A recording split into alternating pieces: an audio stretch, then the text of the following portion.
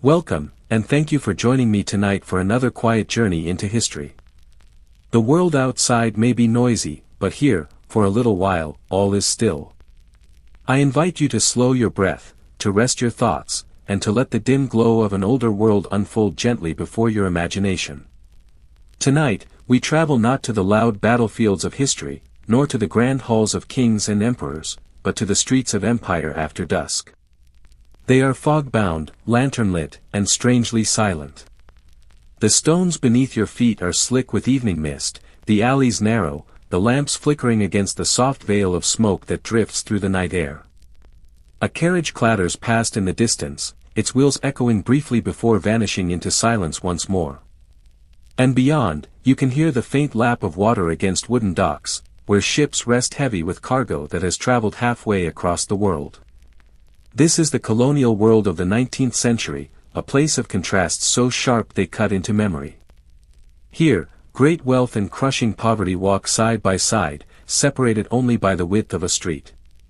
Here, palaces with crystal chandeliers stand only a few blocks away from alleys filled with hunger, disease, and forgotten lives.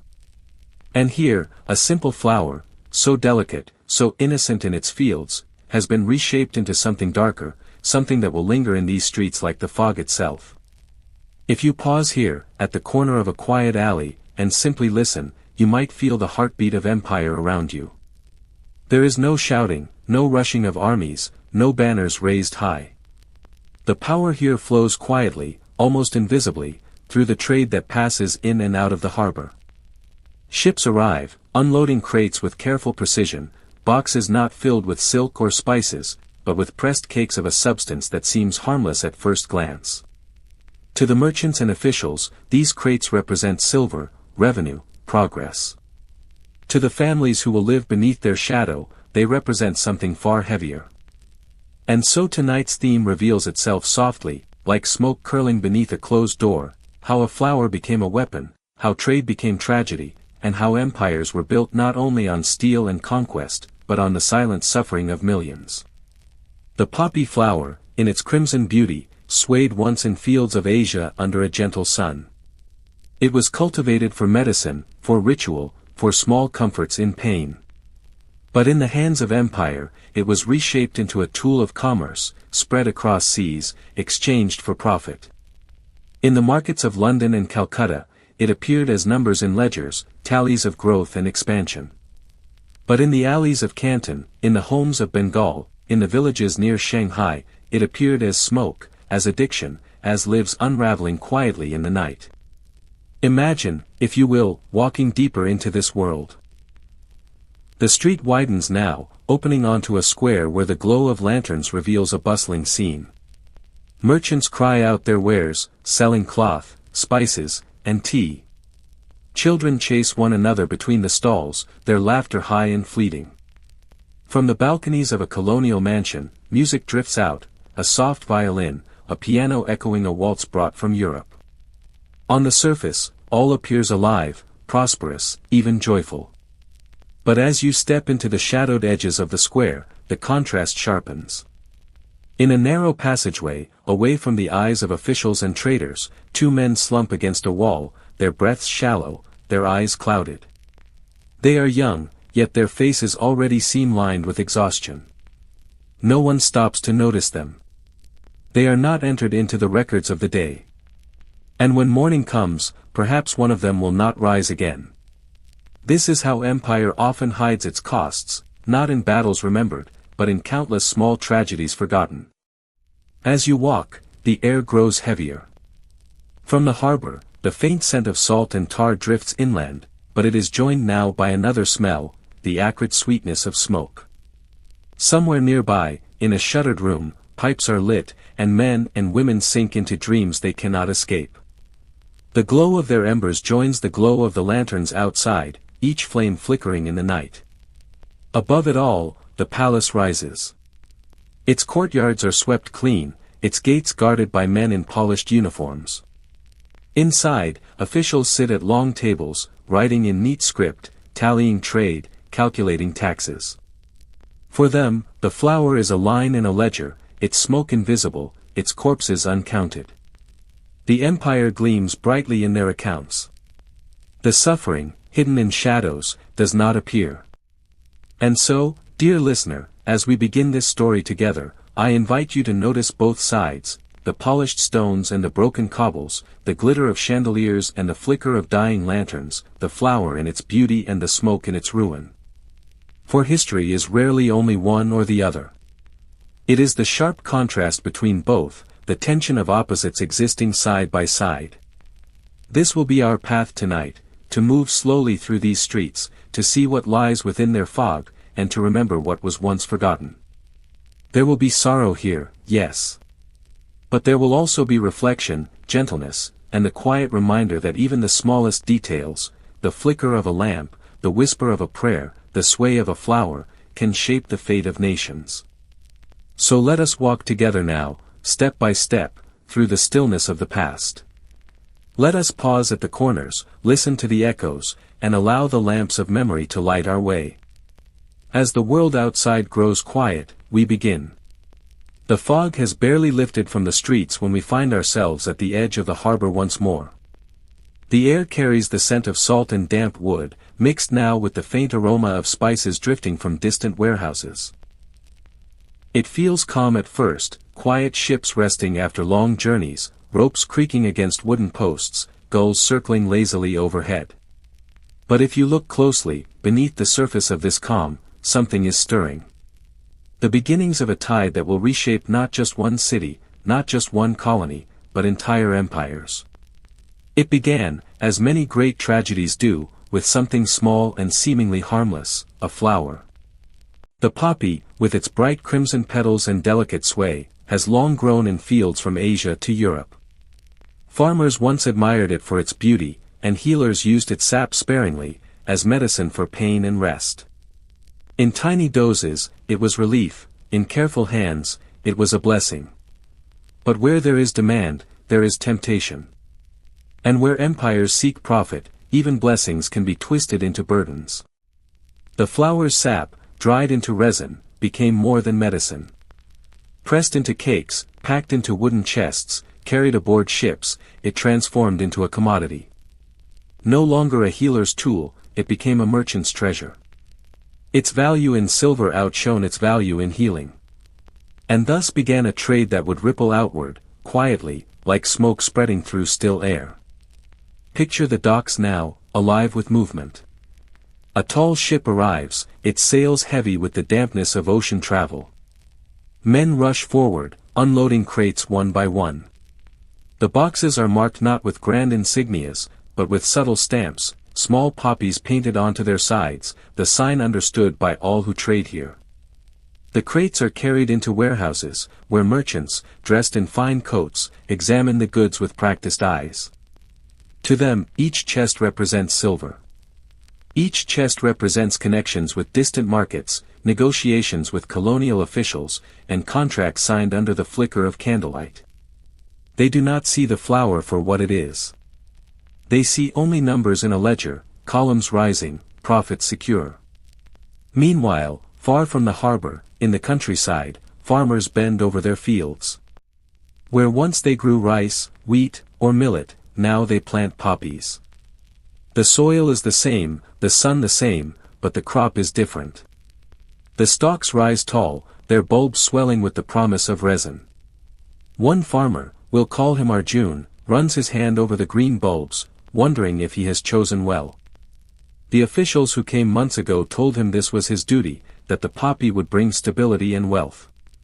They promised him fair pay, protection, a market for his harvest.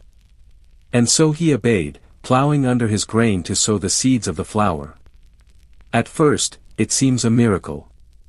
The harvest sells quickly, the silver coins heavy in his hand.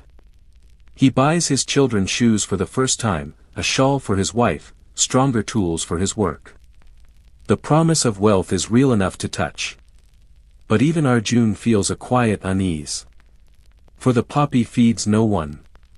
It fills no bowls, it offers no bread. Its beauty hides its silence. And though his family eats this season, he wonders what will happen when the fields no longer grow food but only flowers. Back in the city, another man, Let us call him Edward, a merchant newly arrived from Europe, studies his opportunities.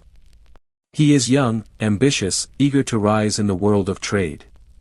He has heard stories of fortunes made not from tea or silk, but from this strange resin carried in small cakes. At first, he hesitates. The priests warn against it, the healers whisper of its dangers. But then, he attends a dinner at a fellow merchant's house. There, in smoke-filled rooms, he watches wealthy men lean back, their faces softened by the haze, their laughter easy. They speak of profits, of influence, of opportunities too great to ignore. And Edward, feeling the weight of his own hunger for success, tells himself that the risks are not his to bear. He will trade the chests, take the silver, and leave the rest to fate. This is how it begins, not with battle or decree, but with choices made in quiet fields and candlelit rooms. A farmer choosing to plant what feeds the market rather than what feeds his family. A merchant choosing profit over conscience, silver over silence. Each decision small on its own, but together, they form the foundation of an empire's tragedy. The crates stack higher in the warehouses. The ships sail more frequently, their holds heavy with chests. The poppy fields spread wider, their bulbs swelling under the sun. And in the alleys of distant cities, smoke begins to curl through shuttered windows, unnoticed at first, then inescapable. The promise is intoxicating. To the farmers, the promise of silver. To the merchants, the promise of power. To the officials, the promise of taxes and trade. Each sees in the flower what they wish to see. Few see the danger. Fewer still dare to speak it. For the flower does not reveal its cost immediately. Its petals still glow crimson in the sun. Its bulbs still swell with promise. And the coins still gleam bright in the hands that hold them. But in the quiet spaces between, something has shifted. What once was medicine is now commodity. What once was healing is now destruction. The seeds have been sown, and the harvest will not only be flowers. And so, dear listener, as we walk further into this story, let us remember this beginning. It is not the loud moment of collapse, nor the clatter of war. It is the soft sowing of seeds, the quiet stacking of crates, the gentle counting of coins. It is the beginning of a storm disguised as calm, a tragedy disguised as prosperity. The flower, so delicate, so innocent, has begun its transformation. And though its petals still open to the sun, its shadow is already falling across the streets. The night deepens, and with it the fog grows heavier. But not all streets are silent. Follow the glow of lanterns, and you will find yourself at the gates of a different world. A world of luxury, of wealth, of indulgence so vast it seems untouched by the suffering outside. Step inside a colonial club. The door opens with a soft creak, and at once the air shifts. Here there is no damp fog, no silence of the street. Instead, warmth floods the room. The scent of polished wood mingles with the faint perfume of incense and tobacco. Velvet curtains hang heavy on the walls, muffling the sounds of the city outside. And above, a chandelier glitters, scattering its golden light across the hall. Men in fine coats and crisp cravats sit at long tables, their laughter rising in waves.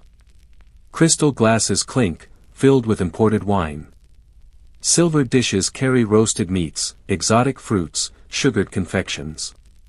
The air hums with comfort, with wealth, with a sense of permanence, as if this hall and its brilliance could last forever. And yet, beneath the polished surface, something else lingers. For even here, in this gilded refuge, smoke curls through the air.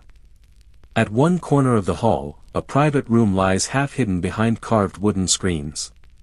Inside, the air is thick, heavy, almost sweet. Pillows lie scattered on the floor, and wealthy men recline against them, their coats loosened, their eyes half closed. Opium pipes glow faintly in the dim light. The smoke drifts upward, soft spirals vanishing into the rafters. A young aristocrat, scarcely older than 20, inhales deeply, his face softening with dreamlike ease. He exhales, a smile tugging at his lips, and laughs at some quiet joke whispered by his companion. To him, this is not poison. It is entertainment, a luxury, an indulgence no different from the champagne in his glass or the jewels in his cufflinks. Around him, others share in the haze, murmuring of profits, of politics, of pleasures yet to come. They do not see the bodies outside, slumped in alleys.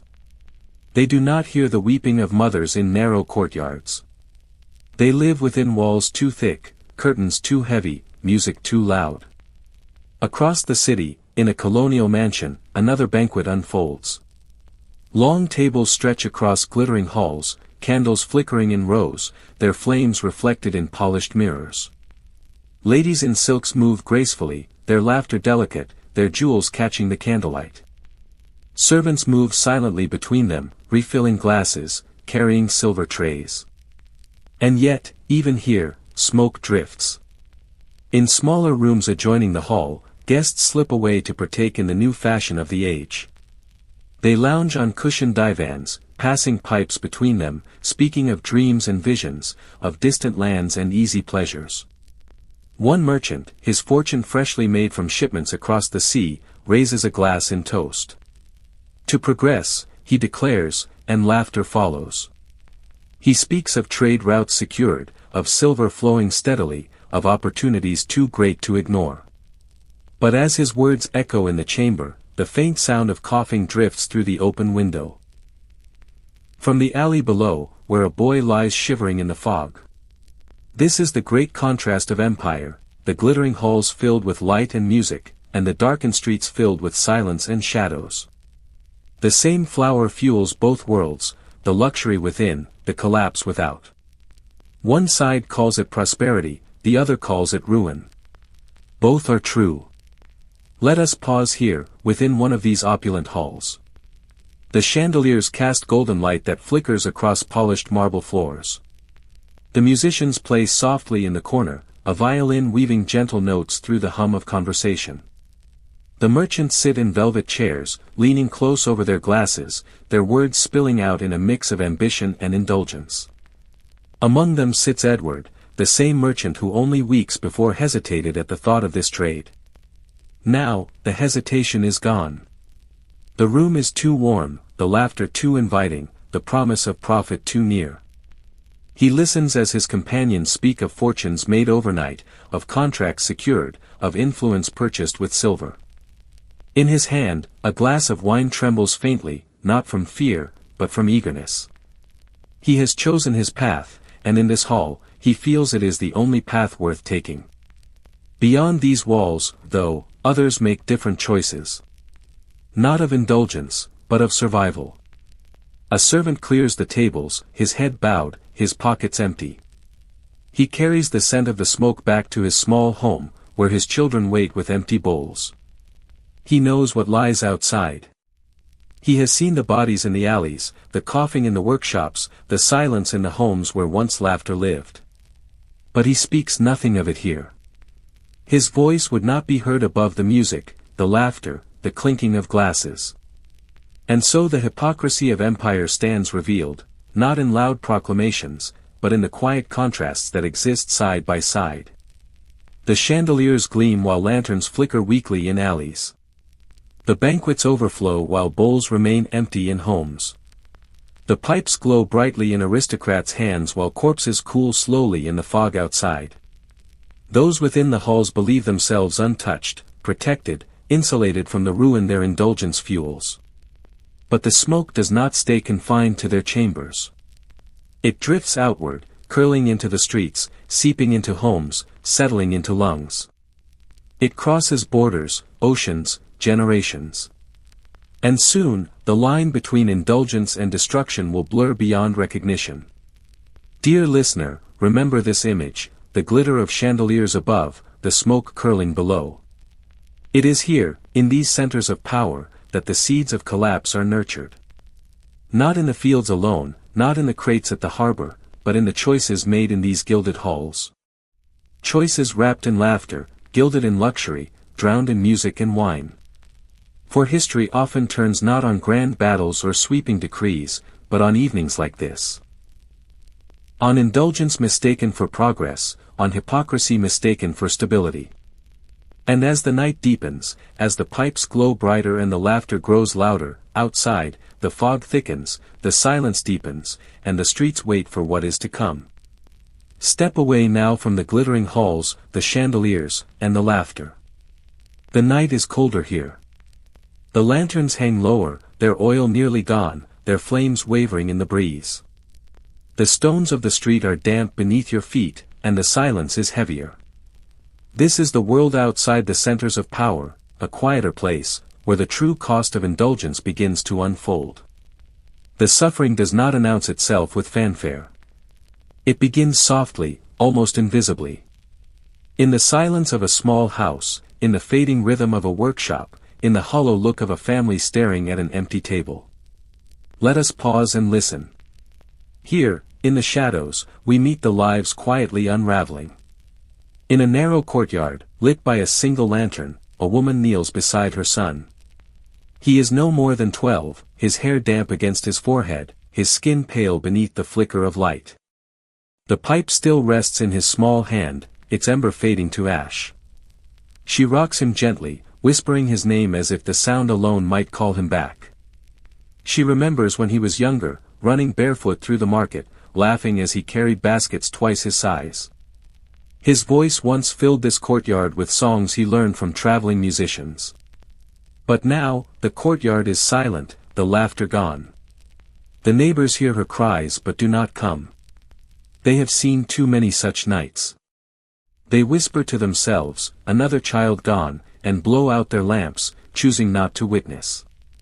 By morning, she will wrap him in cloth and carry him to the riverbank. The city will move on as if nothing happened. Her grief will remain. It will live in the silence of her courtyard, in the emptiness of her arms, in the quiet echo of songs that will never be sung again. A few streets away, the workshop of a skilled artisan lies empty. The shutters are closed, though once they were open from sunrise to dusk, the sound of hammer and chisel echoing across the lane. Inside, unfinished carvings rest on the floor, a half-shaped statue, a wooden chest with patterns uncompleted. The tools lie scattered, untouched for weeks. The man who once worked here, we'll call him Hassan, sits by the window with his head bowed. His hands, once strong and steady, now tremble. Where once he carved beauty into wood and stone, now he holds only the thin pipe that has replaced his craft. It began with curiosity, a friend offering him a taste after a long day's labor. The smoke promised rest, relief, a brief escape from tiredness. But soon, the brief escape became the only reality he craved. The coins meant for wood and tools now vanish into smoke. The commissions once entrusted to him have been given to others. And the shutters of his workshop remain closed. Outside, apprentices walk past and shake their heads. He was one of the finest, they whisper. Now, his name is spoken as a warning rather than a memory of skill. And the statues, once meant to last for generations, lie unfinished, crumbling before their time. Far from the city, in a quiet village, another tragedy unfolds. Here, the fields stretch wide, but they no longer feed the people who work them. The soil, once rich with grain, now grows rows of poppies, their green bulbs swelling under the sun. A farmer, whom we'll call young, once proud of his harvest, now counts coins with worry etched deep into his face. The officials promised payment for the poppy, and indeed, silver comes, at first. But debts have grown faster than his harvest. Taxes rise, middlemen take their share, and each season he finds himself further entangled in a net he cannot escape. His wife watches quietly as their children eat smaller portions. The granary, once full, now echoes with emptiness. She remembers when their table was lively with conversation, when the smell of rice cooking filled the air. Now, the smell of the flour lingers instead, sweet at first, but bitter when it touches the heart. One evening, as lanterns glow weakly in their small home, Liang confesses his fear. We grow, but we do not eat. We sell, but we do not gain. The flour feeds the empire, but it starves us. His words fall heavy into the silence. There is no solution, no way out. Only another season of planting what brings no nourishment, another year of slipping further into debt. 3 lives, 3 stories, each different, yet bound by the same thread. A child lost too soon. An artisan abandoned by his own hands. A family trapped in the illusion of prosperity. These are not the loud tragedies of history. There are no battles here, no proclamations, no decrees.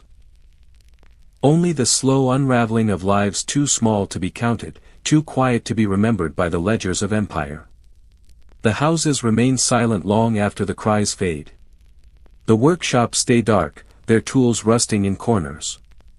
The fields continue to bloom with flowers that feed no mouths. And the lanterns, burning late into the night, illuminate only absence. The empire will not record these moments.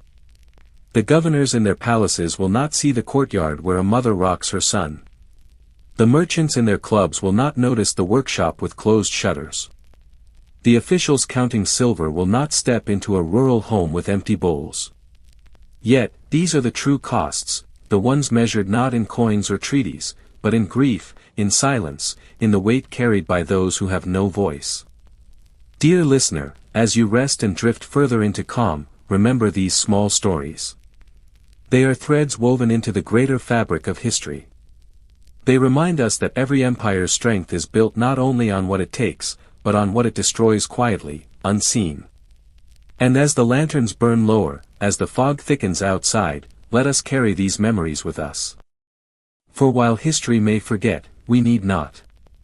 The grief of families does not remain behind closed doors. The quiet cries of mothers, the empty workshops, the fields burdened by false promises, these sorrows eventually spill outward.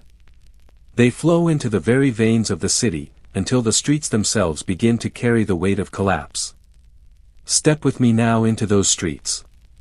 It is night again, the kind of night when fog hangs heavy in the air, swallowing sound, softening every outline. The lanterns burn faintly, their oil nearly gone, casting only small circles of light on the damp cobblestones. Between those pools of light lie stretches of shadow, where silence waits like a patient ghost. Once, these streets were alive. Merchants shouted their prices, children laughed as they ran through alleys, neighbors called out greetings from doorways. But now, the liveliness is gone. What remains is stillness, broken only by the occasional cough, the shuffle of footsteps, or the faint rattle of a cart moving too slowly through the mist. Near the edge of a lamplit square, a young man lies against the wall of a shuttered shop. His clothes, once neat, are now tattered, his eyes, once bright, are clouded. In his trembling hands rests the pipe that has become both his comfort and his chain. He is barely 20. Only a few years ago, he worked as an apprentice, learning a trade, saving coins to begin his own life. But the trade slipped from his hands, the coins vanished, and the pipe remained. Now, the only thing he carries is the smoke that dulls his hunger, numbs his pain, and drains his strength. People pass him without stopping. They have seen too many like him. Some avert their gaze, others step quickly away as though his suffering might cling to them like the fog. He coughs, a harsh, rattling sound, and leans his head back against the cold stone. For him, the night is endless, the morning uncertain. Further down the street, a door creaks open. An old physician steps into the night, carrying a small lantern. His beard is gray, his robe worn, his satchel nearly empty. He has walked these streets for years, tending to the sick, bringing comfort where he could. But now, his steps are slower, his shoulders heavier. He knows that what he faces is beyond his remedies. He has no cure for the smoke that curls into lungs, no salve for the hunger that follows lost labor, no medicine for grief. Tonight, he pauses beside a body lying motionless in the shadows. He kneels, places 2 fingers against the man's neck, and waits. The silence tells him all he needs to know. With a weary sigh, he closes the man's eyes and rises again. He continues walking, his lantern swaying, its light catching glimpses of more figures slumped in alleys, more shadows that might be sleeping or might be gone. Each step feels heavier than the last. Once, he was called a healer. Now, he feels more like a witness, someone who watches lives fade quietly into the fog. Not far away, a small procession moves slowly through the night. At its center walks a woman in plain black, her face hidden beneath a veil. Beside her, two neighbors carry a wooden stretcher covered with cloth. The lantern they hold flickers, casting trembling light on the path ahead. She does not cry. Her tears ran out long before this walk began. What remains is a silence deeper than any wail. The man she follows on the stretcher was her husband, a craftsman, once strong, now reduced to a body carried quietly through the streets. She remembers his laughter, his steady hands, the warmth of his presence. But the pipe claimed him slowly, until she could no longer recognize the man she loved. Now, she follows his final journey through streets that have seen too many such walks. Doors remain shut as she passes. Curtains stay drawn. No one wishes to add to their own burden by seeing hers. By morning, she will be alone in a house that feels twice as empty, with no voice to answer hers, no hand to steady her own. As these lives unfold, youth wasting, healers faltering, widows grieving, the streets themselves seem to change. They no longer echo with laughter or song. Instead, they carry the weight of silence, a silence filled with absence. The fog clings to the cobblestones like sorrow that refuses to lift. The lamps flicker weakly, unable to push back the shadows. Even the air feels heavier, as though the city itself grieves. It is here, in these streets, that the collapse becomes visible. Not in records, not in palaces, but in the bodies lying still, in the lanterns carried by grieving hands, in the lonely steps of an old doctor. The tragedy is no longer hidden inside homes or whispered behind doors. It is written on the stones, in the silence, in the fog. And yet, even as these streets darken, the halls of power remain bright. The officials in their mansions continue to count their silver. The merchants continue their banquets, their laughter echoing against marble walls. For them, these streets are distant, invisible, unworthy of notice. But the silence cannot be ignored forever. The corpses that line the alleys, the widows who walk in black, the youth who collapse beneath the lamps, these are shadows that will eventually fall across even the brightest chandeliers. Dear listener, as you drift further into calm, hold this image. A city shrouded in fog, its streets heavy with silence, its lamps flickering against the night. Beyond the fog-shrouded streets, where lanterns flicker over silent bodies, another world glows brightly. Here, behind iron gates and tall stone walls, the mansions of colonial officials rise, their windows blazing with light. The sound of music drifts into the night, violins weaving soft melodies, glasses clinking gently, voices lifted in laughter. Step inside one of these halls. The contrast is immediate, almost jarring. Where outside the streets are damp, silent, and heavy with sorrow, here the air is warm and perfumed. Polished marble floors gleam beneath the golden light of chandeliers. Silken drapes fall in rich folds, muffling the world beyond. Servants move quickly and quietly, carrying trays of steaming dishes and crystal glasses filled with imported wine. The table stretches long, lined with officials in crisp uniforms, their buttons gleaming, their faces flushed from drink. Beside them sit merchants in tailored coats, their fingers heavy with rings, their pockets heavy with silver. Maps lie rolled on sideboards, ledgers stacked neatly on polished desks, every number inked with meticulous care. It is a banquet of prosperity, a celebration of power. And yet, just outside these walls, lanterns illuminate only suffering. One official raises his glass and smiles. The revenues this quarter, he announces, are the highest in years. Trade has never flowed so smoothly. We are building an empire of stability. The others nod approvingly, lifting their glasses. They speak of ports opened, taxes collected, shipments arriving without delay. The numbers roll off their tongues easily, millions in silver, thousands of chests, steady percentages of growth. Each figure is precise, calculated, celebrated. But none of them mention the corpses in the alleys. None of them speak of the mothers who carry their children to the river, the artisans whose workshops stand silent, the families whose bowls sit empty. The silence of the streets has no place in their ledgers. At the far end of the table, a younger clerk hesitates. He has walked through the city, seen the bodies slumped beneath the lamps, heard the wails drifting through shuttered windows.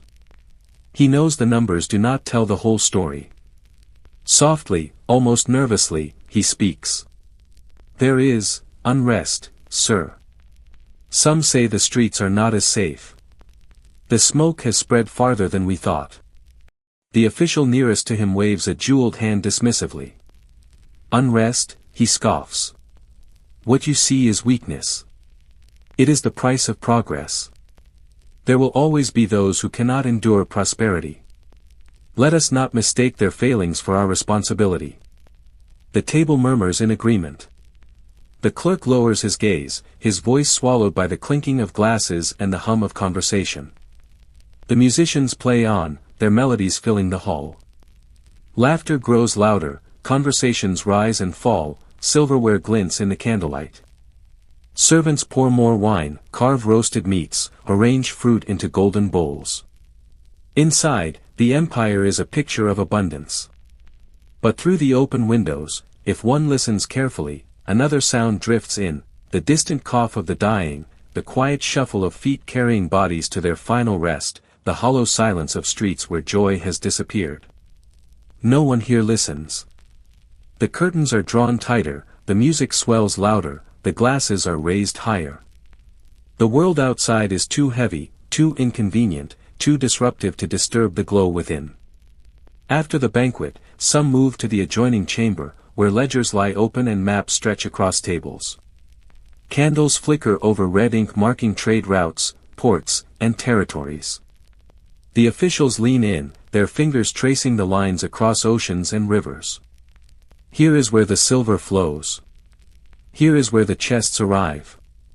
Here is where profit grows. One merchant points to a mark on the map. This region has not yet reached full potential, he says calmly, as though he is not speaking of families, of lives, of futures. Expand the cultivation, increase the shipments. We cannot allow inefficiency. The others nod, their pens scratching quickly across the ledgers. Numbers rise, strategies are planned, profits assured. Not one word is spoken of what lies beyond the borders of their maps, the corpses on the streets, the silence of homes, the grief of widows. Their world exists in figures and ink, not in flesh and sorrow. What is most haunting is not their cruelty, but their indifference. They do not laugh at the suffering, nor celebrate the deaths. They simply do not see them. Their eyes are fixed on ledgers, their minds on revenues, their hearts on empire. The corpses outside are as invisible to them as shadows in the fog.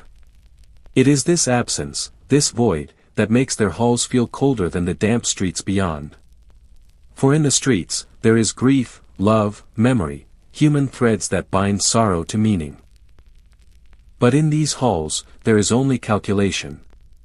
And calculation feels emptier than any silence. Dear listener, as you rest, hold this contrast in mind. The glittering chandeliers above polished marble floors, and the flickering lanterns over bodies in the street. The sound of music within, and the silence of grief without. The ledgers filled with silver, and the bowls emptied of food. This is the empire's gaze, sharp enough to count every coin, blind enough to ignore every life. History often remembers empires by their armies, their treaties, their wealth. But beneath those towering records, there are softer voices, quiet, fragile, but no less real. In the fog of collapse, when streets filled with silence and sorrow, there were still those who chose to stand, not with power, but with compassion. Their defiance was not shouted from balconies or written in proclamations. It was whispered in prayers, carried in lantern light, hidden in lessons passed quietly from one heart to another. In a small chapel tucked behind the marketplace, a single candle burned long after midnight. The priest who kept it alight knew the risks of speaking too openly. Officials did not welcome words that challenged the order of prophet. Yet, each evening, he gathered a few souls beneath the vaulted wooden beams and spoke softly. He did not speak of empire, nor of politics. He spoke of mercy, of dignity, of remembering the humanity that trade had erased. Around him sat widows with weary eyes, children too young to understand fully, and workers whose hands bore the scars of endless labor. The candle flickered as he whispered. Every life matters. Every breath is sacred. No empire can erase the worth of a soul. The words were simple, but in a city drowning in silence, they felt like music. For a few moments, those gathered beneath that candle remembered themselves not as shadows, but as people still capable of love. Further down the alleyways, another light moved through the night, not from a chapel, but from the hands of an old healer. Her lantern swung gently as she walked, its glow illuminating narrow passages where bodies lay slumped against walls. She carried herbs, bandages, and little else. She knew she could not cure the poison that clung to her people, but she tended wounds anyway. When she found a child coughing, she wrapped him in blankets and stayed until his breathing softened. When she found a widow trembling beside her husband's still form, she held her hand until the shaking ceased. When she found a youth barely clinging to life, she whispered prayers, even as she knew her medicines could not undo what the smoke had already stolen. She walked the streets not as a savior, but as a presence. Her lantern light became a symbol, small, fragile, but unwavering. And though the empire never recorded her name, those who saw her remembered her not for what she cured, but for the comfort she carried into the darkest corners. Beyond the city, in a village where the fields were heavy with poppies, a teacher gathered children beneath the shade of a banyan tree. The empire demanded labor, taxes, and silence. But here, for an hour each morning, there was something else, learning, curiosity, the spark of minds unbroken. He wrote letters in the dust, teaching children words that spoke of history, of dignity, of courage. He told them stories of ancestors who tilled the soil for food, not for empire, of heroes who chose kindness over greed. His voice was low, his lessons hidden beneath the branches, but his eyes burned with quiet determination. Remember, he told them, you are more than labor. Your hands were not made only for fields that feed others. Your voices carry more than silence. One day, you will be the ones who decide what grows, what is remembered. The children listened, their laughter bright against the weight of despair. And though the teacher owned little, his gift was greater than silver. He gave memory, he gave hope. In another quiet room, a widow knelt by a shuttered window. Her husband's body had been carried away weeks ago, but she still set 2 bowls at the table each night. One for herself, one for the memory of him. When the streets grew silent and the fog pressed against her shutters, she whispered prayers. Not for revenge, nor even for change, but for strength to endure. Her voice was soft, barely rising above the crackle of the oil lamp. Yet in that whisper lived defiance, the refusal to let grief silence her completely. She took in children whose parents had been lost, fed them from her small store of rice, and taught them the same prayers she carried in her heart. Her house became a place where silence was met with a different kind of quiet, not despair, but tenderness. These were not loud acts. They did not shake the empire's foundations, nor alter the ledgers stacked in marble halls.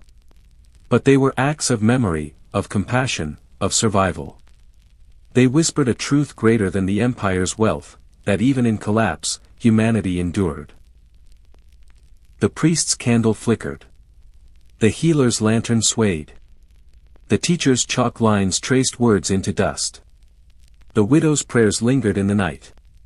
Each was a small flame, fragile against the storm. But together, they reminded the forgotten that they were still human, still worthy, still alive. Dear listener, as you rest, remember these voices. They were faint, easily drowned by the music of banquets and the silence of power. But they existed. And in their existence, they offered a kind of hope. The city has two faces. One glitters with wealth, with music, with the promise of empire's prosperity. The other lies in shadow, broken by silence and sorrow. Walk with me now, slowly, through these uneven streets. Here, side by side, we will see how the empire reshaped not only trade and power, but the very fabric of daily life. From the harbors, crates are carried onto waiting trains. The newly built railways stretch across the land like veins, drawing resources outward and carrying silver inward. Coins fill treasuries, ledgers rise with numbers, officials smile as reports confirm the empire's strength. To them, these trains and treasuries are symbols of progress. They speak of efficiency, of growth, of a world reshaped by order. And in a sense, they are right, the empire grows stronger, its reach extends farther, its wealth deepens. But beneath those numbers lies a truth invisible to the men who count them. For every chest of silver that fills a treasury, a family's table grows emptier. For every mile of railway built, a village slides deeper into debt. The balance is not shared, it is tilted, steeply, toward empire. Step into the marketplace. At first, it looks alive. Merchants arrange colorful fabrics, spices fill the air with fragrance, coins clink in the hands of buyers. But look closer, and you will see the shadows hiding just behind the stalls. In one corner, a body lies covered with cloth, ignored by most who pass. Children walk by quickly, glancing only once before their parents pull them along. The market continues, voices rising, haggling echoing against the walls, yet the silence of that corner feels heavier than all the noise. This is the imbalance made visible, abundance side by side with death, color beside ash, sound beside silence. The empire celebrates the market's life, but its people carry its collapse. As night falls, lamps are lit in grand mansions. Golden chandeliers sparkle above polished tables, music drifts from pianos, servants carry trays of fruit and wine. The laughter of guests fills the air, spilling through open windows into the evening. But only a street away, an alley lies in near darkness. A single lamp burns weakly, its glow barely reaching the ground. Here, a family huddles around a bowl of thin gruel. A man coughs violently in the corner, his ribs sharp beneath his skin. The alley smells not of wine or flowers, but of damp stone, sickness, and smoke. The mansion glows, the alley fades. Both belong to the same city, the same empire, yet they might as well be different worlds. This is how the empire reshaped society, not by building balance, but by deepening division. The collapse is not only in individuals but in entire communities. Artisans who once filled workshops with sound now sit idle. Villages that once gathered for harvest festivals now mourn more often than they celebrate. Guilds, families, neighbors, ties that once bound people together, grow thinner with each season. The empire sees this unraveling and calls it progress. It counts the rails, the ships, the coins, and marks them as achievements. But the cost is written elsewhere, on empty bowls, in shuttered workshops, in the silence of festivals that no longer return. So the streets remain, unequal, divided, haunting. On one side, light spills from mansions, music drifts into the night, ledgers fill with silver. On the other, shadows deepen, silence spreads, and the dead are carried quietly away.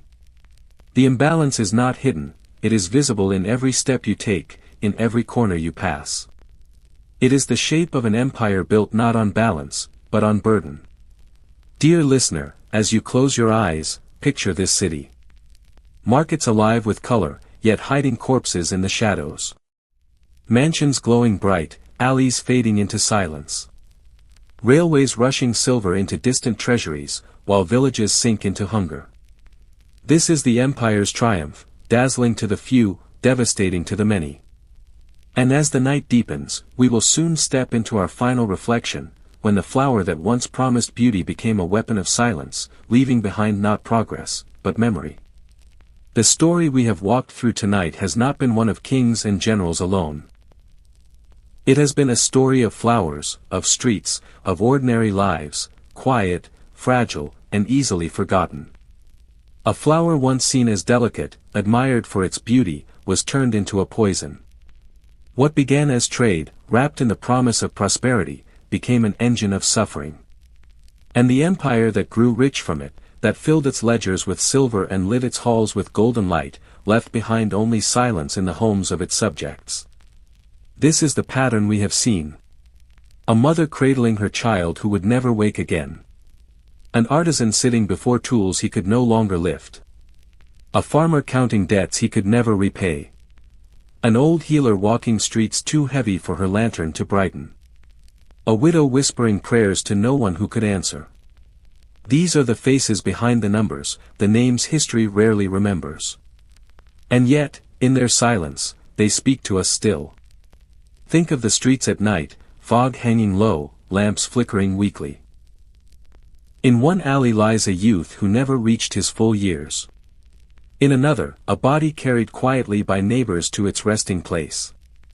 Beyond, in homes with shuttered windows, families sit in silence, their grief too heavy for words. And yet, scattered among them, we saw small lights. A priest's candle burning against the dark. A healer's lantern swaying through the alleys.